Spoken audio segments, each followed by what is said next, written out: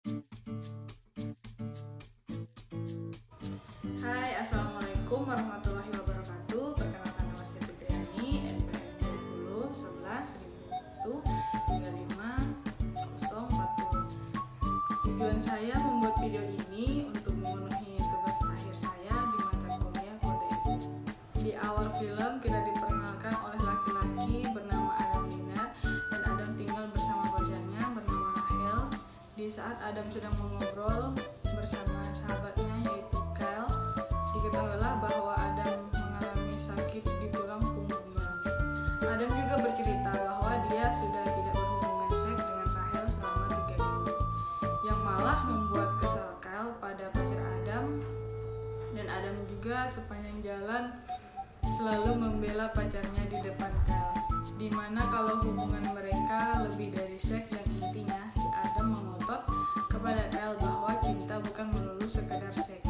Berlanjut, selesailah Adam dan Kyle bekerja di kantornya sebagai jurnalis. Adam bertemu dokter tersebut, langsunglah dijelaskan, didiagnosanya Adam ternyata menderita penyakit kanker yang menjalar di tulang punggungnya. Setelah mendengar kabar ini juga terlihat betapa parahnya Adam sampai sesaat ia kehilangan kesadarannya di depan dokter. Belum lagi dokter menjelaskan bahwa ia harus menjalankan kemoterapi dan mendengarkan efek sampingnya. Adam mulai browsing mengenai penyakitnya di internet, di mana dijelaskan bahwa peluang hidup orang yang menderita kanker adalah 50-50. Adam juga menceritakan tentang penyakitnya kepada Rahel, di mana Rahel langsung terlihat shock dan sedih mendengar kabar tersebut. Namun Rahel akhirnya memutuskan untuk menemani Adam melewati masa-masa sulitnya. Adam lanjut menceritakan tentang kankernya kepada Kyle.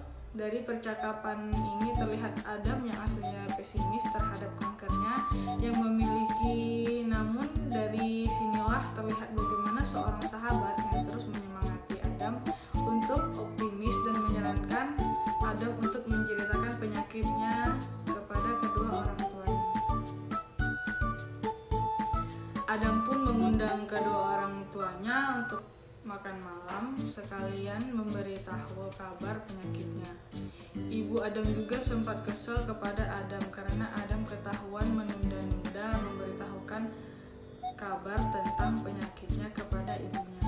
Di sini Diane, ibu Adam, terlihat sangat khawatir dan panik mendengar kabar kesehatan Adam dengan kankernya, namun Adam tetap berusaha menenangkannya. Adam akhirnya bertemu dengan Dr. Catherine, seorang psikolog, untuk mengkonsultasikan kesehatan mentalnya dalam menghadapi kankernya.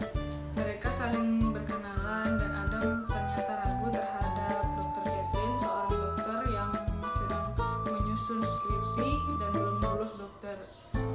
Dr. Catherine juga turut menjelaskan bahwa Adam merupakan pasiennya yang ketiga, yang membuat Adam tidak yakin. Akhirnya mulai mempercayai Dr. Catherine serta memulai terapi dengan berbaring di sofa. Dan Adam terbangun dengan Rahel di sampingnya. Ia memberi kejutan seekor anjing tua untuk menemaninya di rumah. Sahabat Adam juga mengadakan acara pesta di kantor mereka untuk memberi semangat kepada Adam dalam menghadapi kankernya. Nah, ada yang aneh, ketika Adam menjalankan kemo pertamanya, Rahel malah memilih untuk tidak ikut ke. Nah, ada yang aneh, ketika Adam menjalankan kemo pertamanya, Rahel malah memilih untuk tinggal di mobil dan tidak ikut ke dalam rumah sakit. Selanjutnya, salah seorang pasien kemo memecahkan keheningan dengan mengajak Adam mengobrol dan menawarkan makanan. Mereka memberi Adam harapan dalam menghadapi kankernya. Namun Adam pun mulai berhalusinasi dan terlihat bahagia akibat makanan yang terdapat ganja yang ditawarkan tadi. Malamnya Adam terbangun dari tidurnya dan muntah-muntah, merupakan efek dari kemoterapinya. Dalam terapi selanjutnya, Adam sudah berhasil mengeluarkan perasaannya yang dikarenakan Catherine Dalam terapi selanjutnya, Adam sudah berhasil mengeluarkan perasaan yang dikarenakan Catherine bingung bagaimana Adam bisa setenang itu dalam menghadapi penyakit yang mengancam nyawanya. Selanjutnya, Adam juga meminta maaf kepada Catherine karena emosinya dan dia terlihat risih karena dipegang-pegang oleh dokter Catherine.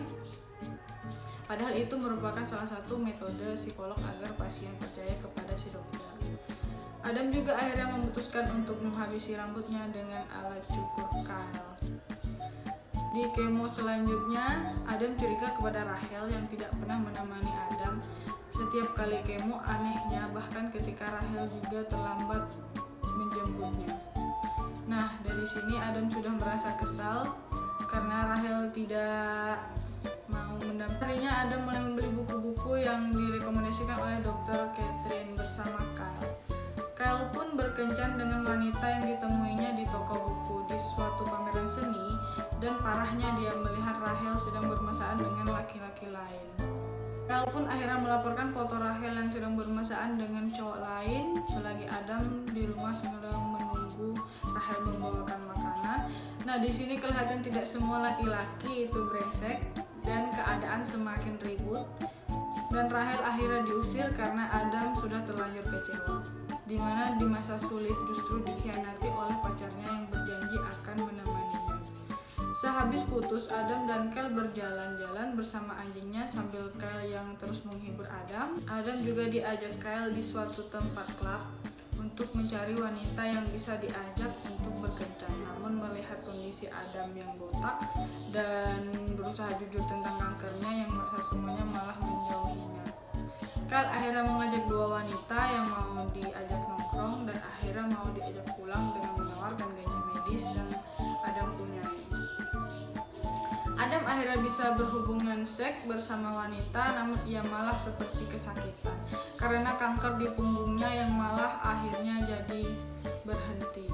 Adam semakin terlihat frustasi, namun terus berusaha ia sembunyikan dengan sikapnya yang tenang, sampai akhirnya ia bertemu Catherine saat menunggu bis pulang setelah menjalankan kemo. Sepanjang perjalanan mulailah Adam curhat tentang dirinya yang sudah putus dengan Rachel. Adam juga mulai tidak tahan dengan mobil Catherine yang berantakan, kotor, dan akhirnya Adam meminta menepi untuk membuang sampah-sampah yang ada di mobil itu. Setibanya di rumah Adam, mereka pun berpisah dan tiba-tiba Catherine memberi nomornya. Sepertinya Adam sudah mulai bisa percaya kepada dokter Catherine. Keesokannya tiba, Rachel datang lagi ke rumah Adam dan ternyata Rachel mengajak untuk balikan. Namun Adam sudah teguh dan tidak mau menerima Rachel lagi. Adam dan Kyle akhirnya melepaskan emosinya dengan merusak lukisan Rachel yang masih tersimpan di rumahnya Adam. Adam dan Kyle juga melepas penat bersama teman-temannya untuk mengganja bersama. Sesi pertemuan Adam dan Catherine berlanjut di mana Adam mulai menceritakan tentang orang tuanya yang terlalu khawatir dengan dirinya. Dokter Catherine akhirnya memberi solusi bahwa dia tidak bisa merubah orang tuanya, namun ia bisa merubah dirinya sendiri dan tidak jadi orang yang brengsek, yang tidak menghiraukan ibunya, yang tidak memiliki teman bicara. Kabar mengejutkan datang kepada Adam di mana salah satu teman kemoterapinya Adam meninggal dunia. Adam dan Kyle mendatangi pemakamannya dan Adam terlihat semakin putus asa dalam menjalani hidupnya. Ia merasa bahwa kematiannya sudah sangat dekat kepada dirinya. Ia pun akhirnya menceritakan kegelisahannya terhadap dokter Catherine dan terlihat bahwa Adam benar-benar marah dan kehilangan harapannya. Intinya itu dia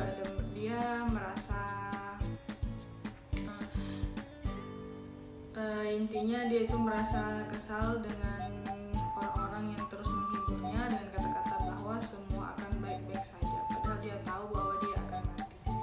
Adam akhirnya pergi dan membuat janji dengan dokter keesokannya.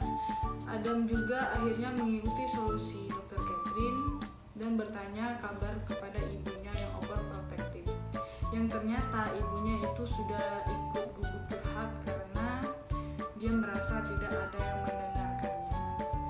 Dan akhirnya Adam meminta maaf kepada ibunya. Dokter akhirnya tiba dan kabar buruk itu pun datang, kan ternyata kemonya tidak berpengaruh pada kankernya Adam dan proses pengangkatan dengan operasi harus segera dilakukan. Adam pun akhirnya menongkrong bersama Kyle sambil menemaninya. Selain konyol, tapi jarang kita menemukan sahabat yang seperti Kyle ini. Di waktu-waktu terakhir, Adam juga ingin mencoba mengendarai mobil menuju bar, padahal ia tidak punya SIM. Melihat Kyle yang mabuk karena ia tidak ingin menyanyiakan waktunya lagi, Adam membawa mobil ugal-ugalan. Ternyata dia marah kepada Kyle yang hanya menggunakannya agar bisa membawa pulang wanita untuk tidur dari bar. Adam akhirnya menyuruh Kyle keluar dari mobil dan Adam menelpon Catherine, di mana Adam mulai curhat tentang dirinya yang sudah lelah dengan semuanya, jadi ingin cepat berakhir.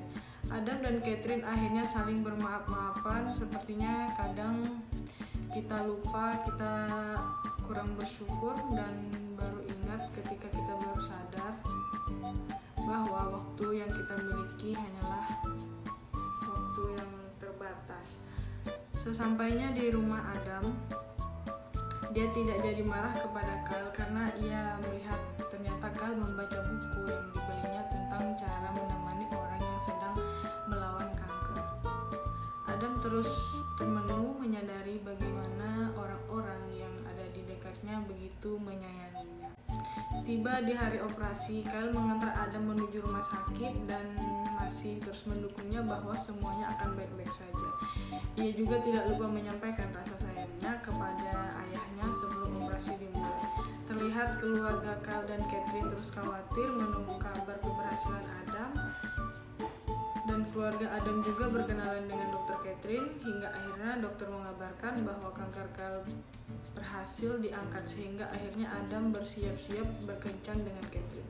Sementara Kyle membantu untuk mengoleskan obat Adam dan mengganti perbannya. Catherine datang dan akhirnya Adam tersenyum lagi. Setelah perjuangan mental dan fisik yang diuji, ia bisa bebas dari penyakit kankernya. Jadi itulah alur cerita dari 50-50. Saya bahas tentang kode etik yang dimana Adam dan Catherine melarangnya pasal 16 hubungan majemuk, dimana Catherine ini seorang konselor tidak seharusnya mempunyai pasangan yang seorang pasiennya sendiri. Karena itu bisa menjadi bias terhadap kondisi pasien sendiri. Jadi sekian dari saya, mohon maaf kalau ada kesalahan ataupun salah mengucap nama karena tidak ada manusia yang sempurna.